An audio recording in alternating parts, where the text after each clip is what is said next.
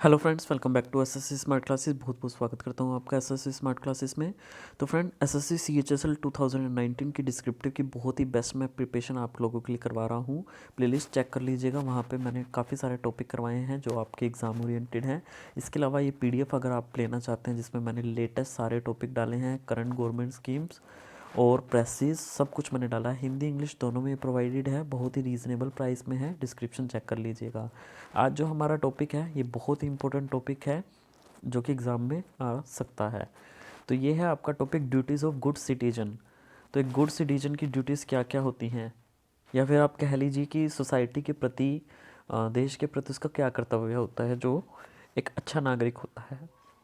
तो a citizen is a person who enjoys right and performs his or her duty in a state. Every Indian living in India is not citizen. To live in India doesn't make a person citizen. A citizen is one who is a member of the state and took part in the process of making government. We all live in one country. Our country gives us identity. It is our responsibility to be a good citizen. There are some responsibilities of the good citizen that every person must follows. So उसके बारे में आगे duties बताई गई हैं।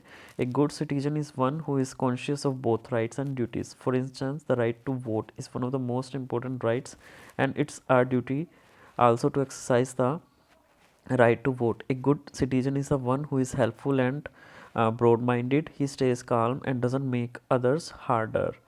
It is the responsibility of every person to keep its area clean. He helps other in every way possible. He remains nice and fair to its neighbors. The thing that makes any person a good citizen is to help others. He doesn't waste electricity and water. Good citizen is the one who abides by all the rules and laws of the society. The most important duty of every citizen is to respect the rights of others. The quality of a good citizen must therefore include a consciousness of their own rights. मतलब उसके जो खुद के कर्तव्य हैं उसके प्रति वो जागरूक होना चाहिए। एक सबसे बड़ी जो नागरिक की मूलभूत जो और एक महत्वपूर्ण कर्तव्य है वो यही होना चाहिए कि उसे अपने अधिकारों का पता होना चाहिए। Tolerance for others and respect for laws. दूसरों के लिए उसका स्वभाव जो है वो अच्छा होना चाहिए और वो लॉज की जो है वो कानून की रिस्पेक्ट करे।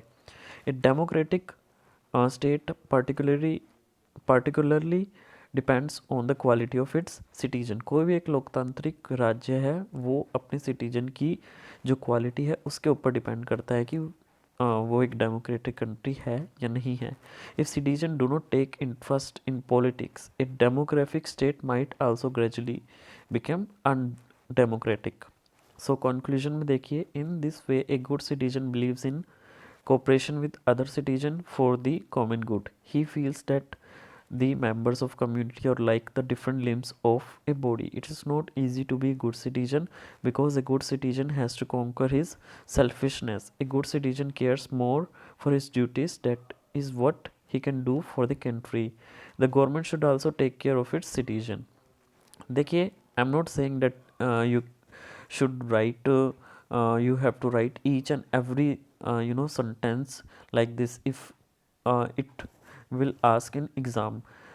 I'm not saying like this. You cannot cram because there are so many topics, so many 500 plus essay and letters you can find in this PDF. You cannot cram all these essays or paragraphs. So you have to just take an idea, just quick, just read it once, twice, or thrice, and you can have a little understanding how you can write in the examination. Only have to just find out the keywords. Those keywords, I mean, there are some kind of keyword that makes your paragraph more attractive. So you have to identify those keywords. I'm not saying that you will cram all these kind of same sentences and write in your examination. I mean that way the things are not gonna work. Just understand how the paragraph is being written. That's why this PDF is designed. Okay, so Hindi में आगे देखते हैं। आदर्श नागरिक हमारे समाज का आधार और शोभा है। कौन? आदर्श नागरिक। उनमें अनेक गुण होते हैं, इसलिए उनका जीवन और आचरण अनुकरणीय होता है। उन पर सबको गर्व होता है। एक समाज, देश या राष्ट्र में सभी प्रकार के नागरिक होते हैं, बहुत अच्छे, सामान्यता, बुरे और बहुत बुरे। सामान्य बुरे और बहुत बुरे। अच्छे और आदर्श नागरिक देश को शक्ति संपन्न, समृद्ध, सुखी, शांत और संगठित बनाते हैं। राजनीतिक, सामाजिक, आर्थिक, नैतिक सभी दृष्टियों से इन नागरिकों का बड़ा महत्व होता है। एक आदर्श नागरिक स्वेच्छा से अनुशासन का पालन करता है। वह देश के नियमों, उपनियमों का पूरी जिम्मेदारी से निर्वाह करता है। वह अधिकारियों की कानून और व्यवस्था बनाए रखने में सहायता करता है। वह कभी कोई ऐसा काम नहीं करता जो दूसरों के अहित में हो, देश और समाज को हानि पहुंचाने वाला हो। वह कभी करों की चोरी नहीं करता तथा अपनी सभी जिम्मेदारियों पूरी निष्ठा से निभाता है। एक आदर्श नागरिक अपने अधिकारों और कर्तव्यों दोनों के प्रति सचेत होता है, परंतु अधिकार से अधिक वह अपने कर्तव्यों के प्रति अधिक जागरूक होता है। एक आदर्श नागरिक गृहस्थी, सरकारी कर्मचारी, व्यवसायी आदि किसी भी स्थिति में रहते हुए अपने कर्तव्यों का ध्यान रखता है। एक आदर्श नागरिक चुनाव में भाग लेकर अपने मत का उचित प्रयोग करता है। वह निडर और पक्षपात रहित होकर अपना मत उचित व्यक्ति के पक्ष में डालता है। वह अपने मत का मूल्य भलीभांति समझता है। उसका प्रत्येक कार्य राष्ट्रहित और समाज कल्याण की भावना से प्रेरित होता है। वह दूसरों के साथ सहयोग करता है जिससे कि समाज और अच्छा, संस्कृत, समृद्ध और सुखी बन सके। एक आदर्श नागरिक सहनशील, आत्म संयमी, सत्य बोलने वाला, परिश्रमी और स्वावलंबी होता है। वह किसी पर भार नहीं होता, अपने पैरों पर खड़ा होकर अपने परिवार का भरण पोषण करता है और देश की समृद्धि में सहयोग देता है। देश के इतिहास, परंपरा, रीति रिवाज, सांस्कृतिक धरोहर आदि में उसकी पूरी निष्ठा होती है। वह इनमें बड़े गौरव का अनुभव करते हुए उनका संरक्षण करता है, वृद्धि में सहयोग करता है। सो ये हो गया आपका हिंदी में आदर्श नागरिक, role of a good citizen towards the society, towards the country.